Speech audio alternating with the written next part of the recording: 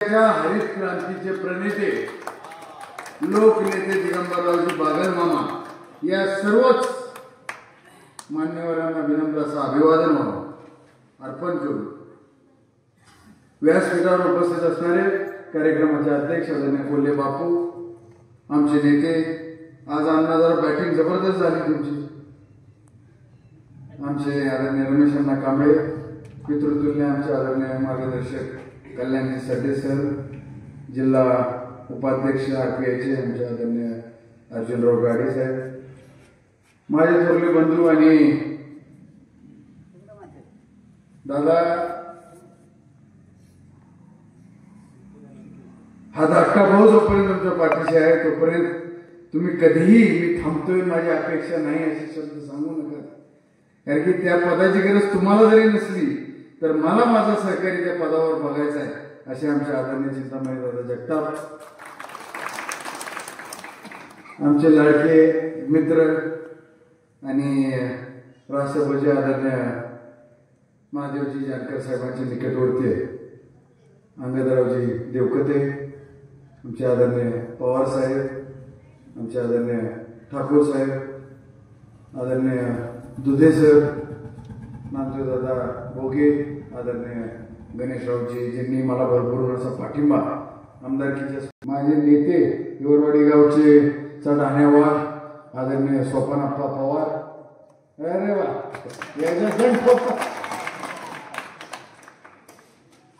आणि पितृतुल्य नेते माझे मार्गदर्शक पांडेगावचे माझे अत्यंत जवळचे माझ्या वडिलांचे आदरणीय वीर गुरुजी, ज्यांनी या ठिकाणी आपलं मनोगत माझ्या येण्याच्या आधीच मांडलं आणि मामांचे पाईक म्हणून कार्यरत जे आहेत रश्मी दिदींना, मुंबई सरांना, दिग्विजयसारख्या युवा कार्यकर्त्यांना प्रामाणिकपणे साथ देण्याचं काम जे त्यांच्या कर्तृत्वातून वक्तृत्वातून करतात ते आमचे आदरणीय राग सर। आता मान्यवर बरीच आहे त्यामुळे सगळ्यांची नावं न घेता उपस्थित असलेले पांडे आणि पंचकृषीतून आलेले सर्व सहकारी, माझे युवक बांधव, ज्येष्ठ ग्रामस्थ, आमचा आदरणीय दामू अण्णा भोसले, अण्णा त्या माझ्यासाठी दामू अण्णा भोसले, माता भगिनी आणि या गावचा खरा पॅन्थर आमचे आदरणीय नेते, माझे नेते युवराजजी भोसले आणि उपस्थित सगळेच मामांवर प्रेम करणारे हितचिंतक। प्रथमतः मला सगळ्यांना सांगायचंय की पांडेगाव हे मामांवर भरभरून प्रेम करणार, पांडेगाव हे माझ्या परिवाराशी एकनिष्ठ असणारं गाव आणि पांडेगाव असं गाव आहे ज्या गावाचं ज्या माझ्या गटाला नाव आहे। मामांची सुरुवात होताना रायगाव गट होता, माझी सुरुवात होताना पांडे गट आहे, गाव तीच आहे पण नाव बदललंय। पिढीनुसार आता आपण पुढे चाललोय, पिढी वाढत चालली, दिवस पुढे चालायला लागले आणि काळासोबत बदलत राहिलं पाहिजे। जो काळासोबत बदलत नाही, जो काळासोबत चालत नाही तो काल बाह्य झाल्याशिवाय राहत नाही। त्यामुळे मला उदाहरण, जो वक्ता बोलतोय तो कोण बोलतोय, काय बोलतोय आणि का बोलतोय याच्याकडे आपण लक्ष देणं आणि गांभीर्याने पाहणं बनवणं गरजेचं वाटतं। कोण बोलतोय याला काय फारसं व्हॅल्यू देऊ नका एखाद्या वेळेस, परंतु का बोलतोय, काय बोलतोय याच्याकडे आपलं गांभीर्याने लक्ष देणं गरजेचं आहे। प्रत्येक विधानसभा जशी महत्वाची असती तशीच ही मला वाटते तालुक्याच्या इतिहासामध्ये सुवर्ण अक्षरात लिहिलं जाईल अशी ही निवडणूक आहे। त्याच्यामुळे आपण गांभीर्याने या निवडणुकीकडे इतर निवडणुकांसारखं पाहू नये अशी मी आपल्याला या ठिकाणी कळकळीची विनंती करतो।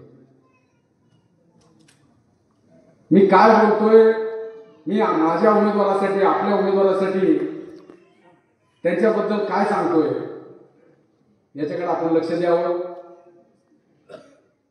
एक सुशिक्षित तरुण, उच्च शिक्षित, सुसंस्कृत आणि सगळ्यात महत्वाचं निर्व्यसनी उमेदवार आमचा निर्व्यसनी याच्याकरता आपला प्रतिनिधी जर व्यसनी असेल आणि रात्री तुमचं एखादं जर पोलीस स्टेशनला काम असेल आणि तुमच्या प्रतिनिधीने एखाद्या वेळेस रात्री फोन जरी उचलला, व्यसनी प्रतिनिधी, आणि फोन करण्याचं काम जर पोलीस स्टेशनला असेल आणि त्यांनी जर कॉटेजला फोन लावला तर पंचायत मोठी होईल. त्याच्यापेक्षा निर्व्यसनी आणि उच्च शिक्षित उमेदवार असणं गरजेचं आहे. बंधूंनो, बाबासाहेबांच्या राज्यघटनेने आपल्याला तालुक्याला सगळ्याच मतदारांना विधानसभेमध्ये जाऊन बसून आपले प्रश्न मांडता येत नाहीत, म्हणून त्यांच्या घटनेनुसार आपल्या तालुक्याचा एक प्रतिनिधी, एक व्यक्ती विधानसभेमध्ये पाठवण्याची त्यांनी व्यवस्था केलेली आहे. आणि त्यांनी लिहिलेल्या राजघटनेचा कुठेही आपल्याकडनं अवमान होता कामा नये याची काळजी आपण घेतली पाहिजे. आमच्याकडे आहे तो 15 रुपये आहे. नीतीमध्ये खोट नाही, विचारामध्ये खोट नाही, असा विचार आहे. नारायण पाटलाच्या पाठीमागे जी लोक फिरतायत, त्यांचा जे प्रचार करतायत, कधी कधी मला नवल वाटतं की त्या प्रचार करणाऱ्यांच्या घरात लहान मुलं असतील, शिकलेली मुलं असतील, ती कधी त्यांच्या वडिलांना विचारत नाहीत का की पप्पा तुम्ही एक 4थी शिकलेल्या माणसाचा प्रचार कसा करू शकता? एका अशिक्षित नेतृत्वासाठी, एक अशिक्षित प्रतिनिधीसाठी प्रचार करणं ही लाजवाब आणि खऱ्या अर्थाने गोष्ट आहे. आपण याचाही विचार केला पाहिजे. आमचा उमेदवार कसा आहे हे आपल्याला सांगितलंय. आता का बोलायचंय हेही सांगितलं पाहिजे. बंधूंनो, संजय शिंदेला पाठिंबा दिलेली लोक तुम्ही पाहिले, गणेश चिवटे असेल आणि कोणी असेल, नारायण पाटलाला पाठिंबा देणार असेल, ह्याला निवडून यायचं असेल, 1 नंबरचं, वरून 1 नंबरचं मत आणि आशीर्वाद तुम्ही धनुष्यबाण हे बटन दाबून त्यांना आपलं प्रतिनिधित्व करण्यासाठी, आपल्या तालुक्याच्या सर्वांगीण विकासासाठी, मशेवाडीच्या